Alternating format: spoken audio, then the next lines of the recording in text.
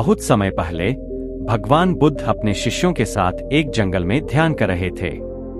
उनके पास विभिन्न स्थानों से लोग आते थे अपने दुखों और कष्टों का समाधान पूछने के लिए।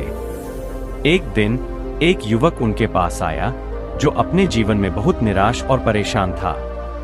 युवक ने बुद्ध से कहा, भगवान, मैंने जीवन में बहुत प्रयास किया परंतु मुझे कभी सफलता नहीं मिली।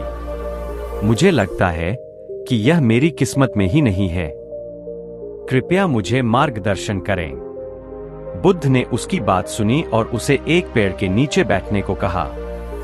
फिर बुद्ध ने अपने ध्यान में कुछ समय बिताया और फिर युवक से कहा, मैं तुम्हें एक कहानी सुनाता हूं। बहुत समय पहले एक राजा था जो अपने राज्य में बहुत प्रसिद्ध था। उसके राज्य में हर कोई सुखी और समृद्ध था, परंतु राजा को हमेशा एक ही चिंता रहती थी कि उसका पुत्र जो युवराज था बहुत आलसी और असफल था।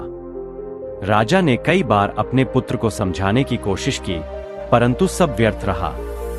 एक दिन राजा ने एक विद्वान संत से परामर्श लिया। संत ने राजा को कहा, महाराज, आप अपने पुत्र को एक महत्वपूर्ण कार्य सौंपें। उसे अपने राज्य के सभी गांवों का दौरा करने और उनकी समस्याओं का समाधान करने के लिए भेजें। राजा ने संत की बात मान ली और अपने पुत्र को इस महत्वपूर्ण कार्य के लिए भेज दिया। युवराज ने गांव-गांव जाकर लोगों की समस्याएं सुनी और उन्हें समाधान प्रदान किया। धीरे धीरे उसने समझा कि उसकी जिम्मेदारी कितनी महत्वपूर्ण है। उसने अपनी आलस्य और असफलता को दूर कर दिया और एक सफल और न्यायप्रिय राजा बन गया। बुद्ध ने कहानी समाप्त करते हुए युवक से कहा, देखो, सफलता या असफलता हमारी किस्मत में नहीं होती। यह हमारी मेहनत और संकल्प पर निर्भर करती है। अगर तुम सच्चे दिल से प्रयास करोगे तो सफलता अवश्य मिलेगी। युवक ने बुद्ध की बात को समझा और अपनी निराशा को छोड़कर नए जोश और आत्मविश्वास के साथ अपने जीवन की नई शुरुआत की।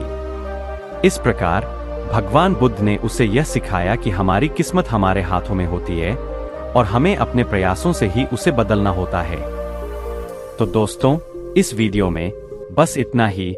मिलते हैं अगले वीडियो में। तब तक अपना ख्याल रखिएगा। नमो बुद्धाय।